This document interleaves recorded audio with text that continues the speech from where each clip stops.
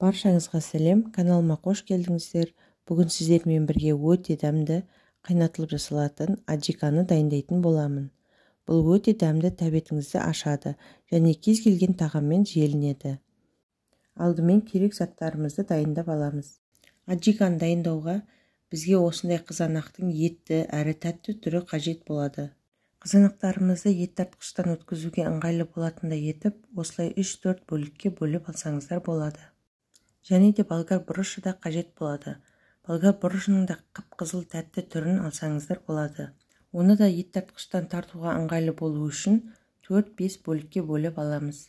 Және де бізге сарымсақ және қалауымызша ащы бұрыш қажет болады. Толық құрамдарын, мөлшерін описание бөлімінде жазып қалдырамын.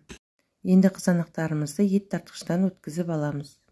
Қызанақтың етті әрі тәтті түрін алсаңыздар, аджика өте тәтті әрі қою болып шығатын болады.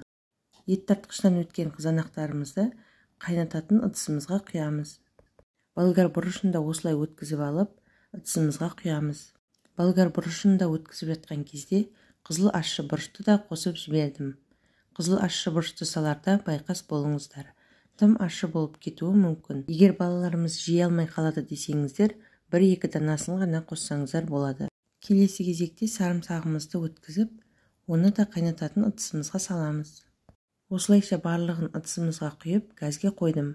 Міне біздің аджикамыз қайнай бастады. Қайнағаннан кейін өзінің бетінде осылай көбіктер пайда болады. Көбіктерін алудың қажеті жоқ. Осылай 1-2 рет араластырып жібереміз. Енді аджикаға шамамен 150-200 грамдай сұйық майымызды құямыз. Мен 150 грамдай сұйық май қостым. Енді тағы да жақсылап араластырып, орташа отта қақпағы ашық күйінде аджиканы 40 минуттай қайнатып аламыз. Енді дәміне қарай тұзын саламыз. Мен 3 ас қасық толтырмай салдым. Сондай-ақ 4 ас қасық қант салып араластырдым. Аджика дайын болып қалғанда соңғы жағына қарай лавр жапырағын салсаңыздар болады. Аджиканың сондағы жалпы қайнау уақыты 45 минут болады.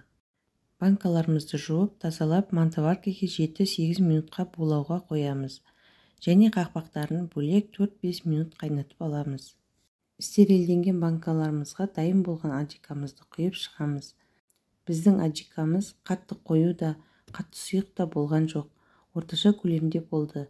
Егер бұдан да қатты қою болғанын қаласаңыздар, тағы да кішкене қайнатсаңыздар болады. Мінекей осылайша барлық банкаларымызға құйып алдық. Және де арнайы банка жабатын құрылғының көмегімен қақпағын ауа кіріп кетпейтіндей етіп жақсылап жауып аламыз. Мінекей осылайша аджикамыз дайын болды. Өте дәмді, керемет болып шығады. Міндетті түрде жасап көріңіздер. Отбасыларыңызға ұнайды деген сенімдемін. Егер осы видеом ұнаса, лайк басып, комментарий жазып, және де каналға тіркелуді ұмытпаңыз.